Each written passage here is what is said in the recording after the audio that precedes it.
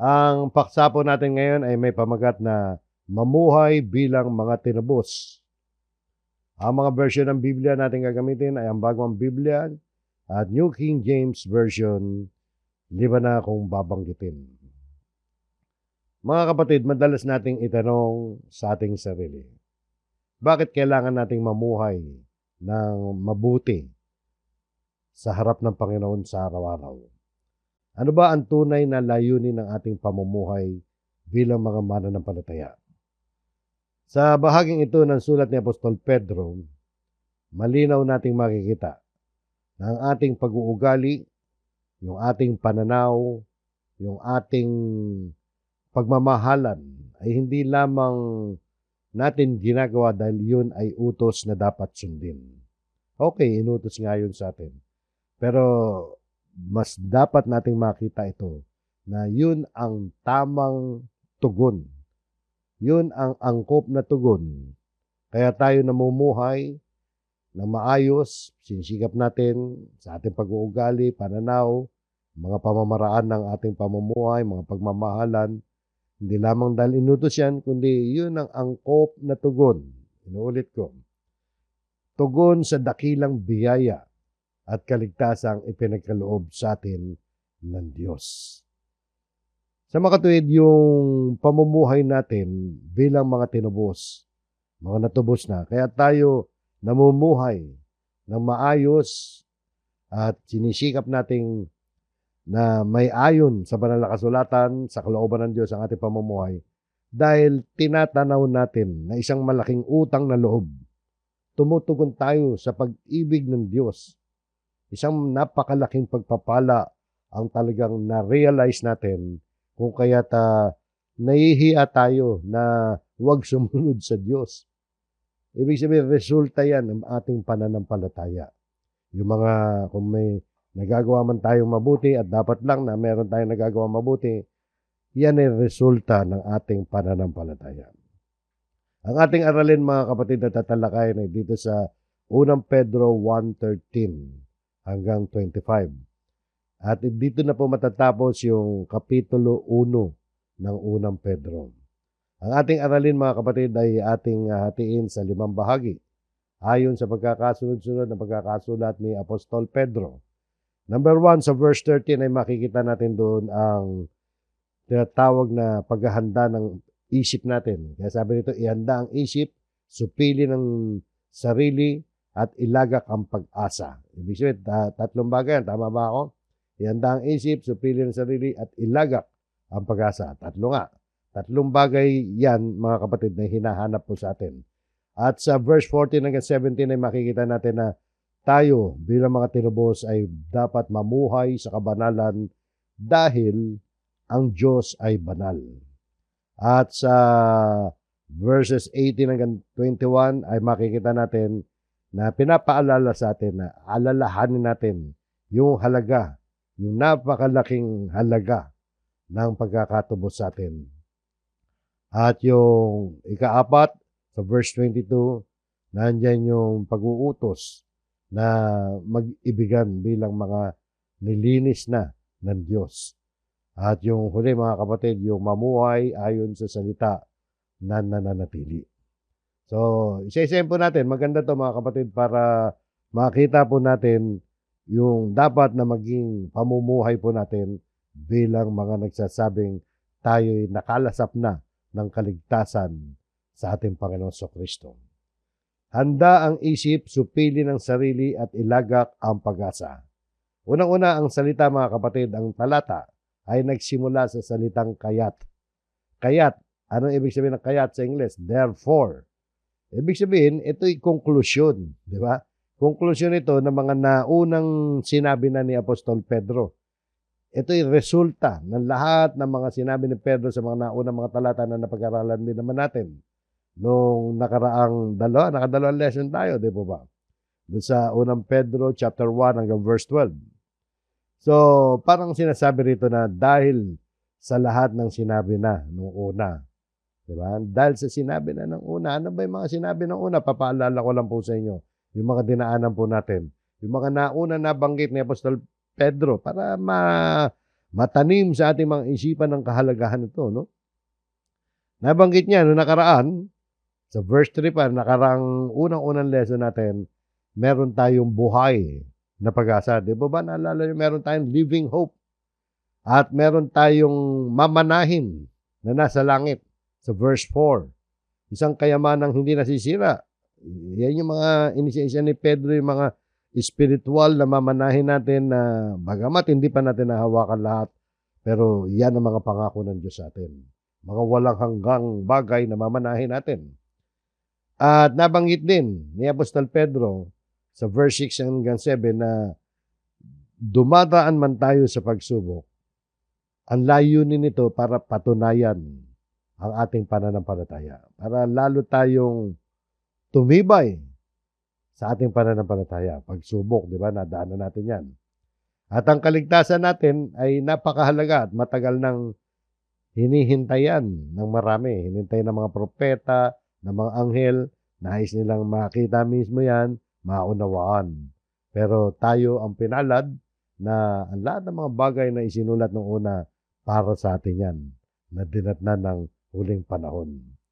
Kaya ang ibig sabihin ng salitang kaya't, ibig sabihin dahil sa napakadakilang kaligtasan na tinanggap natin, dahil sa buhay na pag-asa na ibinigay sa atin, dahil sa future na kaluwalhatian na tatanggapin natin, kaya't ano? Kaya't mamuhay tayo ng naayon doon.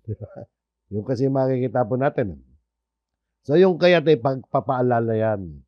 Pinapaalala ni Pedro yung dati niya sinabi yung mga doktrina na dapat humantong dito. Dapat dito tayo humantong. Kung sinasampalatayanan natin lahat, yung mga pangako ng Diyos at nakatanggap tayo ng pagpapalang espiritual na hihahatid tayo sa kaligtasan at hinihatid na nga tayo sa kaligtasan, ito po ang dapat na makita po sa atin. Kaya ang title natin ay Mamuhay bilang mga tinubos. Tinubos na tayo, di po ba? Nananampalataya tayo na maliligtas na tayo. At ligtas na nga. Pinangahawakan natin na ligtas na tayo ngayon pa lang. Ligtas na tayo doon sa paparusahan sa mga dagat-dagatang apoy. Hindi na tayo kasama roon. Pinatawad na ang ating mga kasalanan. Kaya anong dapat natin gawin? Kaya't handa ninyo sa gawain ng inyong mga pag-iisip. Yun ang dapat na isa sa mga, yung mentality natin mga kapatid. Mental na kahandaan to. Ihanda ninyo sa gawain ang inyong mga pag-iisip. So, dapat naka-mindset tayo na handa tayong ika nga na makipagkaisa, makipagtulungan sa mga gawain. Anong gawain yan? Gawain ng Panginoon yan, mga kapatid. Yung pagkakasulat niya sa English, so therefore, gird up the loins of your mind. Alam niyo yung gird, yung tawag dito, yung ano yan yung bigkis. Sa ibang salin ng Tagalog bigkisan ang baywang ng inyong pag-iisip. Wala naman tayong wala namang bewang ang pag-iisip natin, no? So, figurative yan. Parang sinasabi lang dito, mga kapatid. Kasi nung unang panahon, no? Kapag, yung mga damit nung unang panahon, di ba? Maluluwag, gano'n, parang mga nakasutana. Kapag magtatrabaho sila, binibigkisan nila, tinatalian nila yung bewang nila. Sinisecure nila Maluwag kasi yung mga damit nila Sinisecure nila yun. Pag gagawa na sila lalo na ng mga pagkilos, mga manual na paggawa. Parang ganun din, mga kapatid. I-ready natin. Ihanda natin ang ating mga pag-iisip. Kaya paghahanda yun. Yung ayos mo yung pananamit mo. Hindi pwedeng sobrang luwag yan pag gagawa ka ng mga manual na trabaho. Kailangan naka-fit. Kung maluwag mo yan, nakatali yan. So may pamigkis. Kaya nga gird. Diba? Yung gird, panali yan. No? So, ibig sabihin mga kapatid, ayusin natin, i-condition natin ang ating mga isipan, disiplinahin natin mga isipan natin, ituon natin ito sa kalooban ng Diyos. Ihanda natin, naka-ready, yung mindset natin mga kapatid, tayo, kahit hindi kayo ministro, kahit hindi kayo pastor, kahit hindi kayo opisyal na nangangaral, na katulad ng ginagawa namin, dapat lahat tayo mga Kristiyano mga kapatid, ay nakahanda ang isip natin sa gawain ng Panginoon. Ano pa? Nasupili ninyo, ganito natin gagawin yan, no? Nasupili ninyo ang inyong sarili. Pag sinabing supili yan be sober, ibig sabihin hindi ka lalasing-lasing, no? Yung meron kang self-control. Meron kang pagpipigil sa sarili. Ibig sabihin, supilin, maging maingat tayo. Meron tayong disiplina, hindi tayo padalos-dalos. Hindi natin hinahayaan ng emosyon, tukso o makamundong pagnanasa na madiktahan ng ating mga pagkilos. Ibig sabihin, kontrolado natin ang ating mga sarili. Hindi tayo kontrolado ng kasalanan. Tandaan yan, mga kapatid. Nasa paligid ng tukso. Pero dapat hindi tayo nakokontrol ng mga tukso para hindi tayo magkasala. Kaya susupilin natin, meron tayong self-control. At ilagak ang inyong pag-asa. Pag sinabing ilagak, and rest your hope fully. Para bagang talagang iladaan mo na ang pag-asa mo. Ang pag-asa tungkol doon sa future. Yung future natin. Ilalagak natin ang ating pag-asa. So meron tayong paglalagakan ng pag-asa. Pag sinabing ilagak, talagang buong-buo mo ibibigay. Hindi hati. So hindi to wishful thinking. Hindi pantasya to. Saan natin ilalagak ang ating pag-asa? Sa biyayang darating sa inyo. Yung biyayang darating dito, mga kapatid, ay hindi yung sa material na bagay dito sa lupa. Yung biyayang darating sa atin, diyan natin ilalagak ang ating pag-asa. So, dapat nakatuon ng ating mga pag-asa doon sa future na tatanggapin natin sa ating Panginoon sa Kristo. Kung matatandaan ninyo, nabanggit ni Apostol Pablo sa kanyang sulat sa Roma, sa 8:18 ninyo, mababasa yun, na sabi, ang ating pagtitiis sa panahon ngayon, yung kasalukuyang mga paghihirap natin, hindi may ambing yan. Sa kaluwalhatian mahayag sa atin. At sabi pa ni Juan sa kanyang sulat sa unang 1:3-2, nalalaman natin na kung saan o kung kapag si Kristo ay nahayag na sa muling pagbabalik ng Panginoon sa Kristo, tayo'y magiging katulad niya. Sapagkat siya'y ating makikita bilang siya. Face to face na makikita natin ang Panginoon sa Kristo at magiging katulad natin siya. Ibig sabihin na magkakaroon din tayo ng kaluwalhatian na meron siya. Kaya nga sabi sa huling parirala, sabi bubuelo muna tayo. No? Ilagak ang inyong pag-asa sa biyayang darating sa inyo kapag inihayag na si Jesucristo. Anong inihayag? Yan yung muling pagparito ng Panginoon sa Kristo. So, yung pag-asa natin, mga Kristiyano, ay hindi talaga dito sa lupa. Kaya hindi tayo naniniwala na yung prosperity gospel dito sa lupa yun. Sapagkat maraming mga Kristiyano namatay sa hirap, namatay sa dusa, pero ang kanilang pag-asa, inilagak nilang kanilang pag-asa sa darating na pagpapalang espiritual na maluwalhati at walang hanggan sa muling pagparito ng ating Panginoon sa Kristo. Tandaan niya, mga kapatid, ang focus, ang inspirasyon natin, kaya tayo na nampalataya kay Kristo, hindi para matupad yung mga pangarap mo sa buhay. Hindi para umasyenso ka. Hindi yan pinag-uusapan. Ang pinag-uusapan, kaligtasan ng ating mga kaluluwa, hindi ka lang maliligtas, kundi magkakaroon ka ng maluwalhating buhay. Kailan magsisimula yan? Sa paghahayag ng Panginoon sa Kristo. So, yun po yung unang bahagi. Ihanda ang isip natin. So, magkaroon tayo ng ng disiplina sa sarili natin. Yung pag-asa natin, nakafocus tayo sa biyayang darating sa atin sa muling pagparito ng Panginoon. Ang susunod na bahagi ng ating aralin ay ang mamuhay sa kabanalan dahil banal ang Diyos. Ito, mga kapatid, kaya tayo namumuhay, pinipilit natin sa tulong at biyaya ng Panginoon. Merong buntot na sa tulong at biyaya ng Panginoon sapagkat hindi natin kaya mamuhay ng straight, ng walang tulong at biyaya ng Panginoon. Ang sabi nito, tulad ng masunuring mga anak. So, yan ang pagkakakilanlan natin dapat. Mga anak tayo ng Diyos at dapat maging masunurin tayo. Sumusunod tayo sa kalooban ng Diyos. Hindi yung sarili nating kagustuhan. No? Tulad ng masunuring mga anak, huwag kayong gumaya. Huwag nating tutularan. Ang alin? Huwag kayong gumaya sa masasamang pagnanasa. Yung mga masasamang pagnanasa, yung madalas ninyong madinig na kung minsan ay nababasa nga natin yung mga gawa ng laman, di ba? Na nakalista doon sa, hindi lang nakalista sa Galacia, kundi sa iba't ibang bahagi ng banal na kasulatan. Naiiwas tayo sa mga masasamang pagnanasa. No? Na ang sabi rito, pagnanasa ng inyong kamangmangan nung una.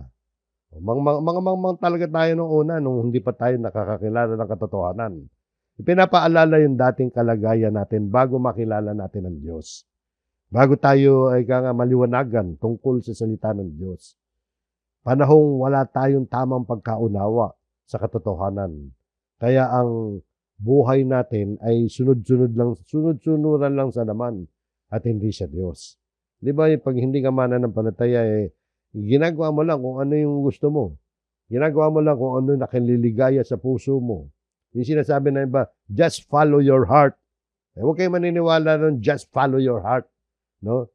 Ang ipa-follow natin, hindi yung puso natin, kundi yung kalooban ng Diyos na nakikita natin, natututunan natin sa pag-aaral ng salita ng Diyos. Sapagkat yung puso ng tao, pag yan ang sinunod mo at walang konsiderasyon sa salita ng Diyos, talagang maliligaw ka.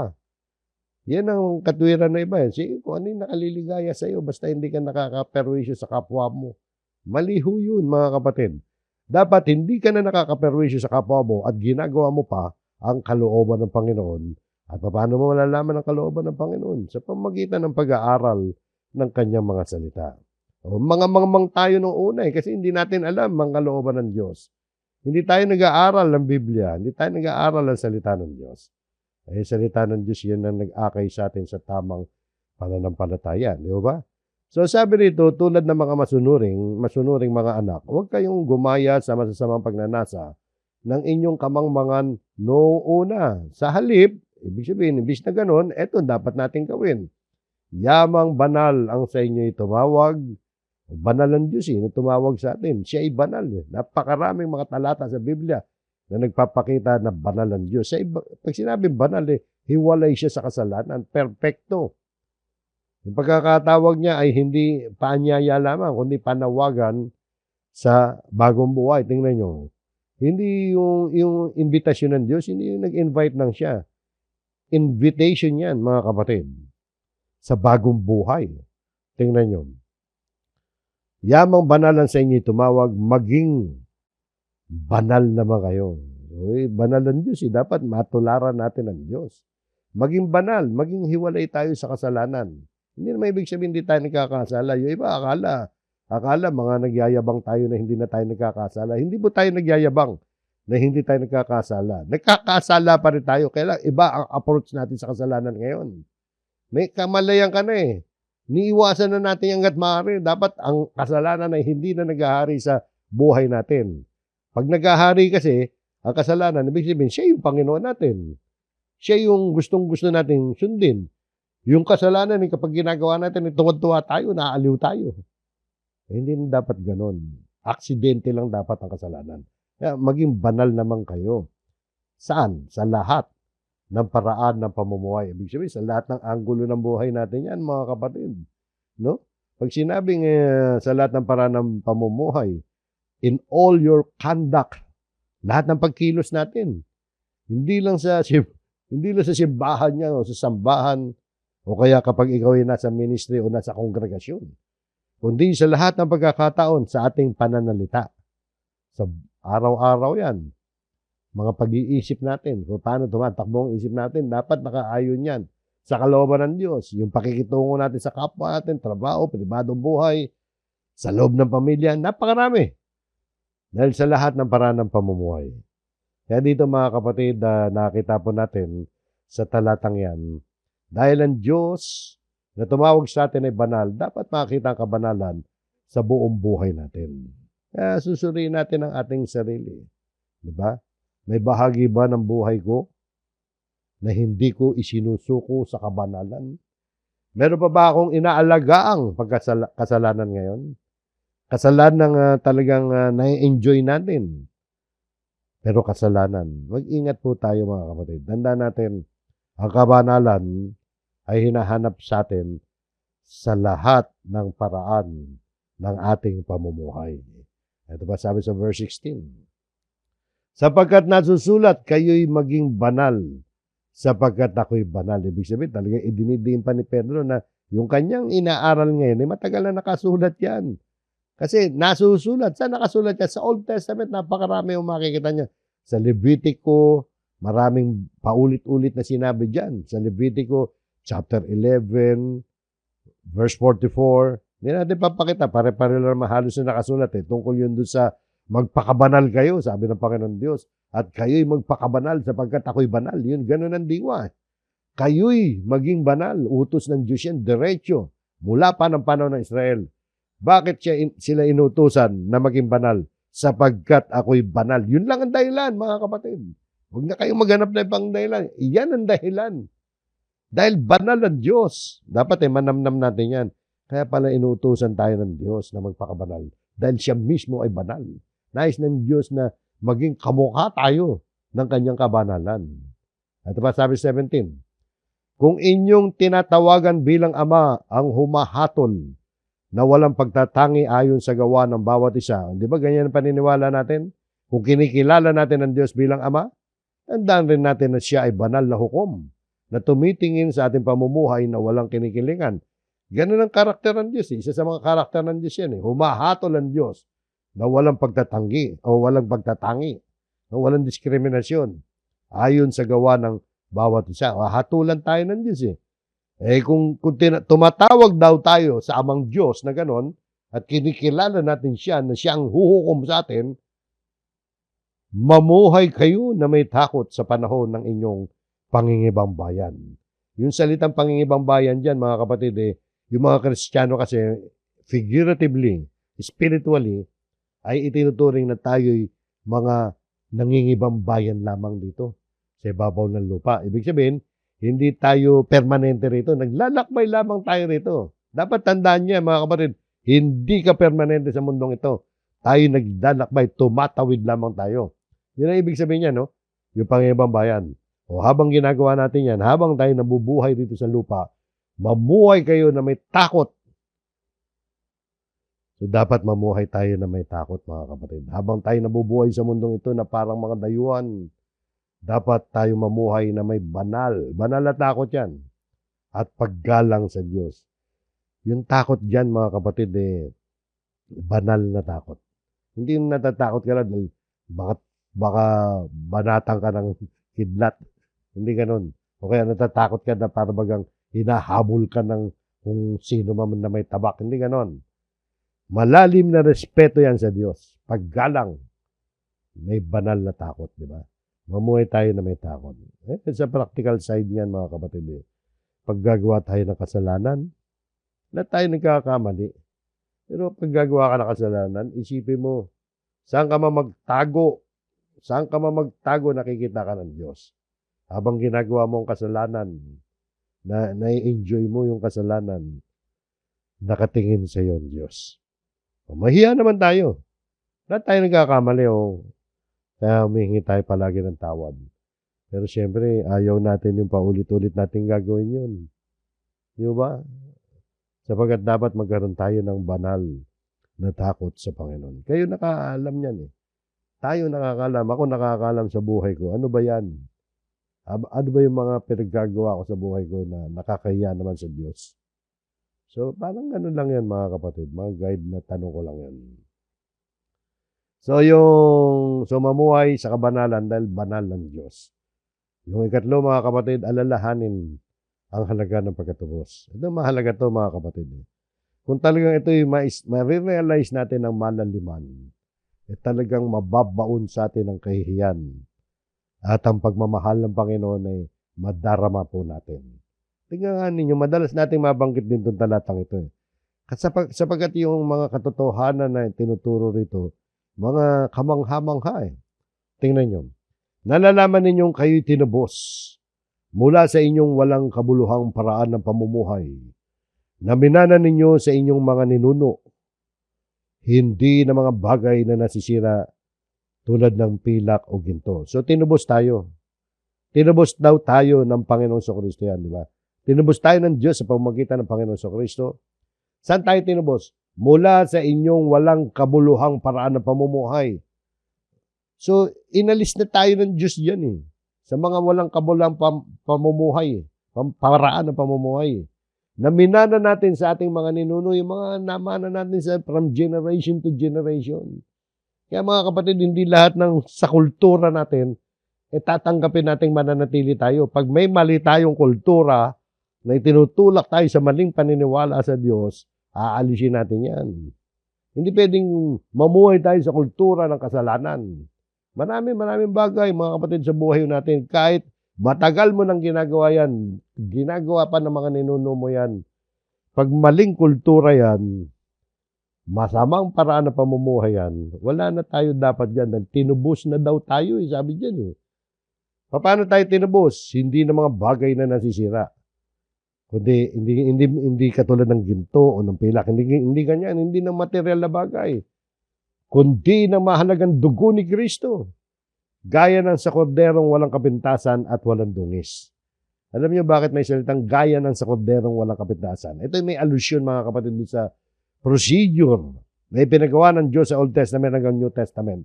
Hanggang sa dumating si Kristo.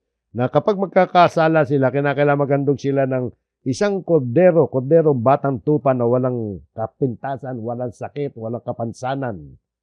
Yun ang inahandog nila bilang burnt offering para mapatawad sila sa kasalanan.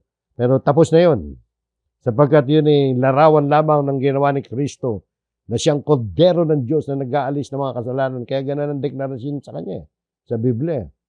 Kordero ng Diyos na nag-aalis ng kasalanan ng sanlibutan. So, ibig sabihin, yung kordero na yun na dating inihahain nila ng mga Israelita, ginawa na ngayon ng Panginoon Kristo. Once and for all na yun. Final na yun. Tinubos tayo ng mahalagang dugo ng Panginoon Kristo. So, unang-una, dapat natin tingnan dito, mga kapatid. Mahalagang dugo ni Kristo. Ang dugo na nabuhos ni Kristo. Literal na nabuhos. Pero sa spiritual na kahulugan yan, ay napakalaking halaga niyan. Sapagkat yan ang tumubos sa atin. Kaya napakahalaga yung inaalala natin palagi yung kamatayan ng Panginoon Kristo para sa atin. Sabi rito sa verse 20, siya, si Kristo, ay itinalaga na ng una bago itinatag ang sanlibutan, ngunit inihayag sa mga huling panahon dahil sa inyo. Ano ibig sabihin ng itinalaga na ng una? Bago pa lang ang creation. Tingnan sa English, for he indeed was foreordained before the foundation of the world. Before the foundation of the world. Bago itinatag ang sanlibutan, bago pala magkaroon ng creation. Dahil mahal tayo ng Diyos, alam niya magkakasala tayo, inilaan na si Kristo. Kasi si Kristo, mga kapatid, noong unang panahon pa lang nandun na pumayag siya na maging tagatubos po natin. Ganyan tayo kamahal ng Diyos, mga kapatid. Ganyan tayo kamahal dahil hindi ka pa isinisilang sa mundong ito. Hindi pa isinisilang ang kanununuan mo. Minahal ka na ng Diyos.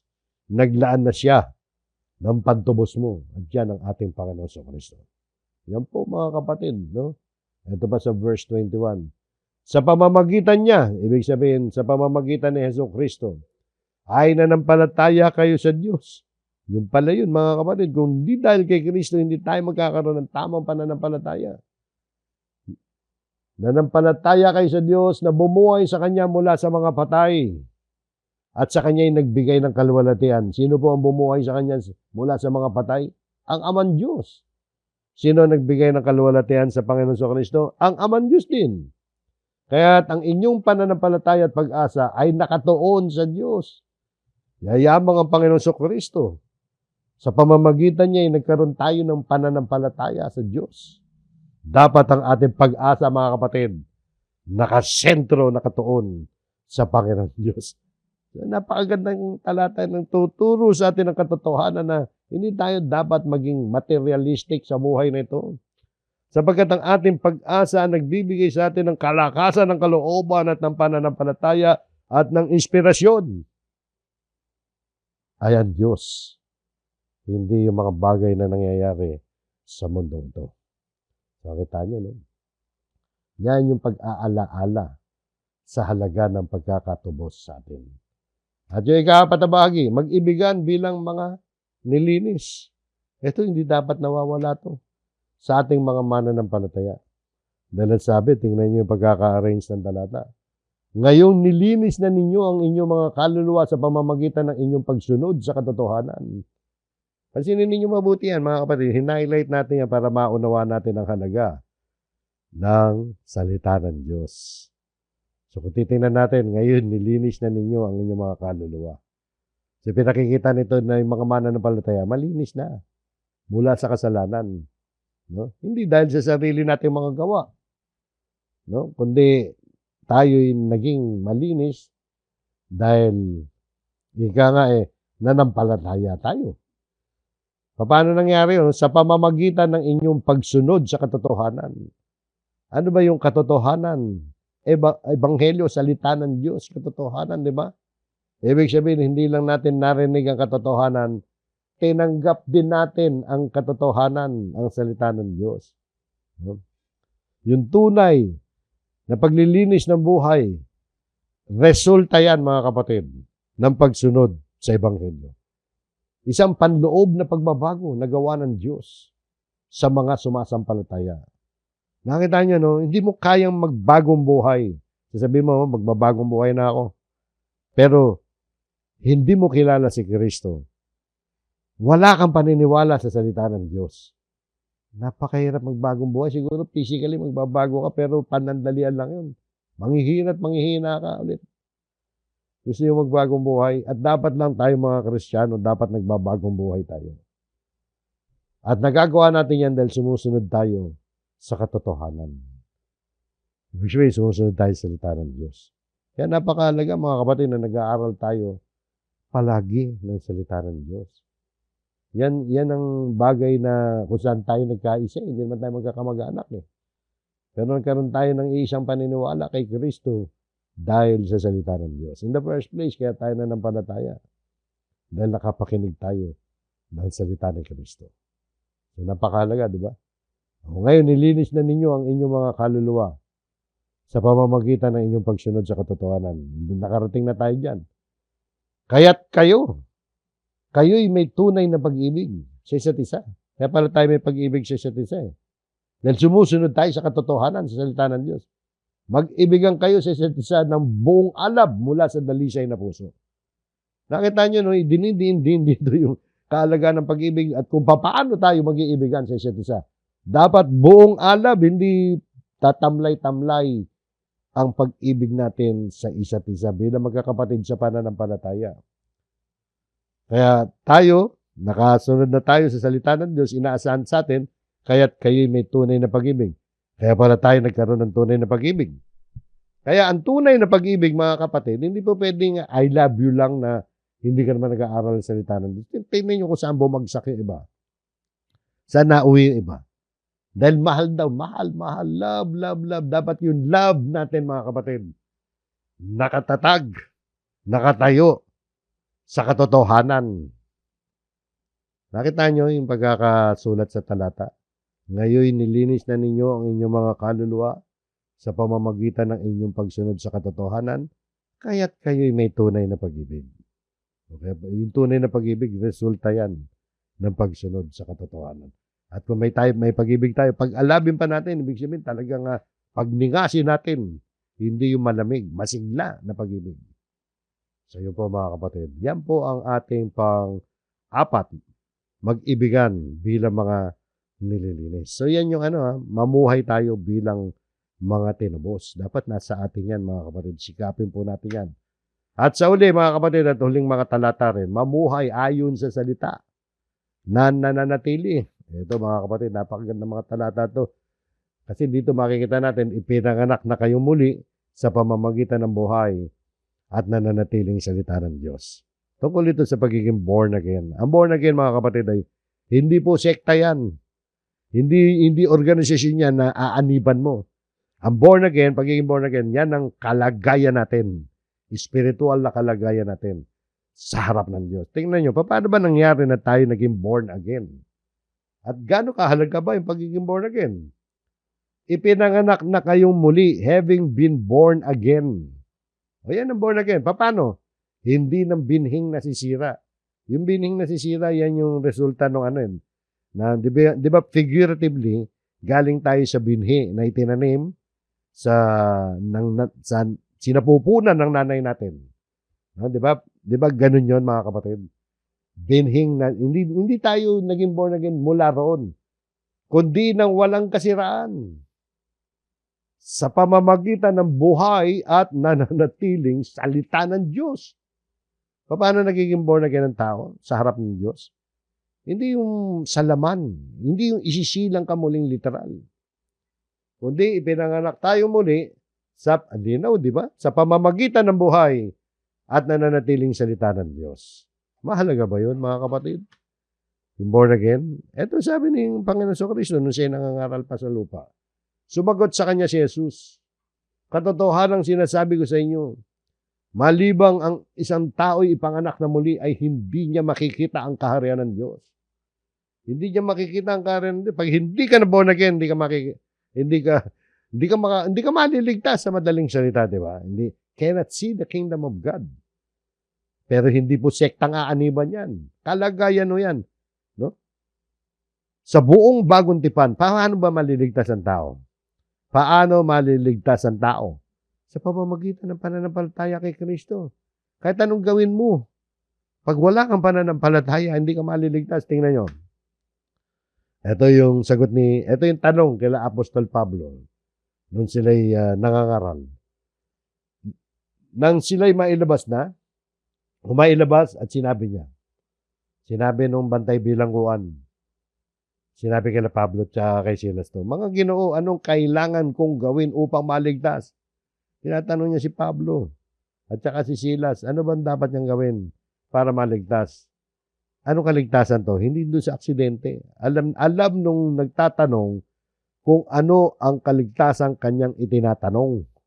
Spiritual na kaligtasan yan. Maligtas mula doon sa kaparusahan ng Diyos. Sapagkat nadidinig niya yung sinasampantaan natin na nadidinig ng taong kausap nila.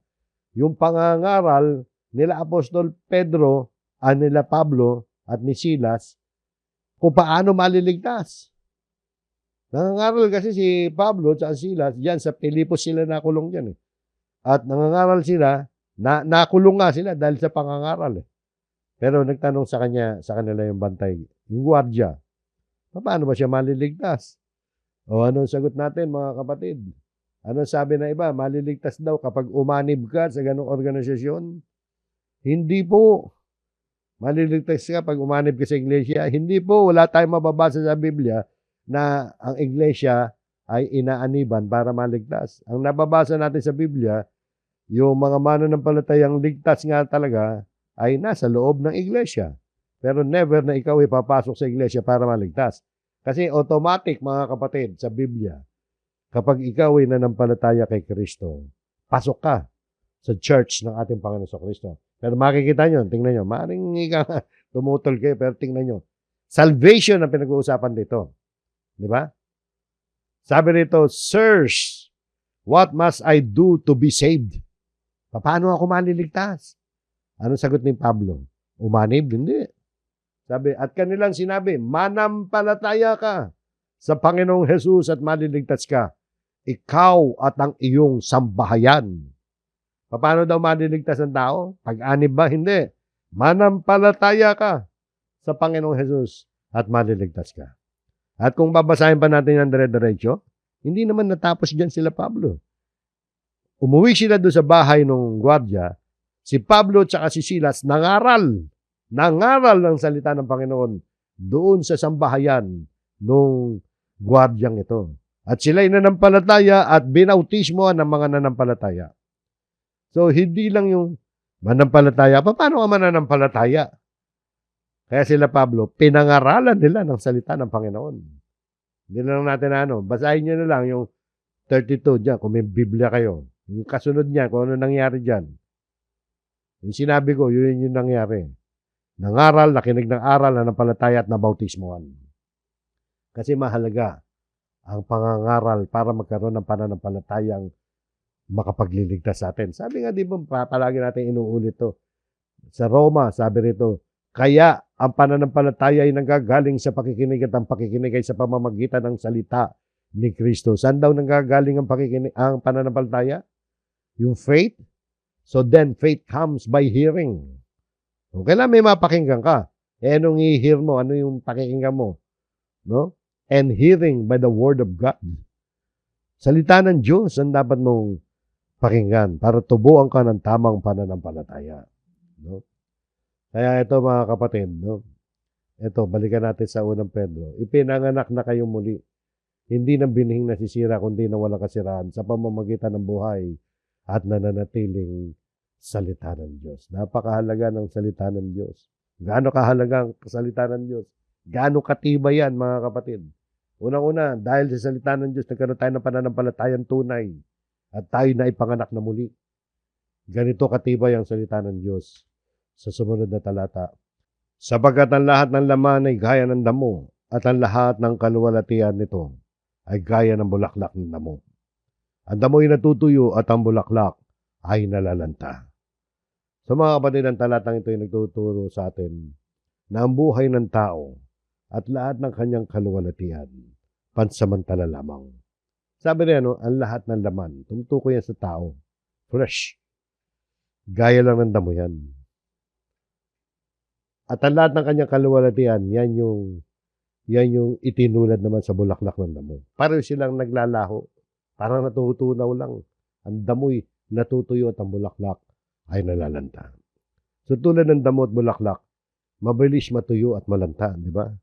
Gayon din ang tao, pati yung karangalan natin, tagumpay at mga na-achieve natin dito. Pansinin ninyo mga kapatid, pag ikaw ay namatay ngayon, maalala ka ng mga contemporary mo, yung mga nakakita sa'yo. Susunod na henerasyon, unti-unti ka na makakalimutan. So generation pa lang ito eh. Makakalimutan ka na pag ilang taon ka na nailibing. Okay, may mga karangalan ka. Mawawala na rin ang kabuluhan yan. Buhay pa nga tayo. Minsan yung mga medalya natin nasa na. Yung mga trophy natin. O yung iba naka-display, mga may ingat. Pero marami sa atin, di ba? Kung nagkamit man kayo ng karangalan nun, nasa na yun? Buhay ka pa, naagnas na yung karangalan mo. At buhay ka pa, naagnas ka na rin. Naagnas ka na rin, buhay pa tayo. Nalalagasan tayo ng ipin. Nakakalbo tayo. Di ba? Kumukulubot yung mga kutis natin. Pahina ng pahina yung katawan natin. Buhay pa tayo, unti-unti na tayo naagnas. Hindi naman literal na agnas yun, mga kapatid. Pinapakita ko lang sa inyo, lahat yan lilipas. No? Ano ba punto ni Apostol Pedro rito? Subalit ang salita ng Panginoon ay nananatili magpakailanman. Ang salitang ito ay ang magandang balita na ipinangaral sa inyo. But the word of the Lord endures forever. Now this is the word which by the gospel was preached to you. So, nakita niyo mga kapatid, no? Yung talatang ito ay nagtuturo na ang salita ng Diyos ay hindi tulad ng tao. Hindi ito lumilipas, kundi nananatili ito magpakilanman. Ang salitang ito, mga kapatid, ay ang gospel, ang ebanghelyo, mabuting balita tungkol sa kaligtasan natin na ipinangaral sa atin. Yan ang salitang walang hanggan. Kaya ito mga kapatid, habang ang lahat sa mundo ay naglalaho, ang salita ng Diyos at ang ebanghelyo ay nananatiling totoo at walang hanggan. So yun po mga kapatid, kaya mamuhay tayo ayon sa salita na nananatili. So yan po mga kapatid ang kapitulo. Diyan po natatapos yung kapitulo. Pero bago tayo magwakas mga kapatid, ilang paghamon, challenges ang nais nating sabihin sa inyo. No? Kung tayo ay tinubos, ang title ng lesson natin, mamuhay bilang mga tinubos. Ihanda natin ang ating isip. Yan ang challenges sa atin, huwag natin kakalimutan. Maging handa ang pag-iisip natin sa gawain. Mamuhay tayo sa kabanalan. Tingnan natin yung buhay natin. Alalahanin natin ang halaga ng dugo ni Kristo. Wag natin kakalimutan yan. Kaya yung Santa Cena, madalas yan dapat ginagawa. Kaya nga, sabi ng Panginoon Kristo, gawin niyo ito sa pag-alaala sa akin. Kasi habang ginagawa natin yan, inaalala natin palagi ang paghihirap, ang halaga ng dugo ni Kristo. Di ba?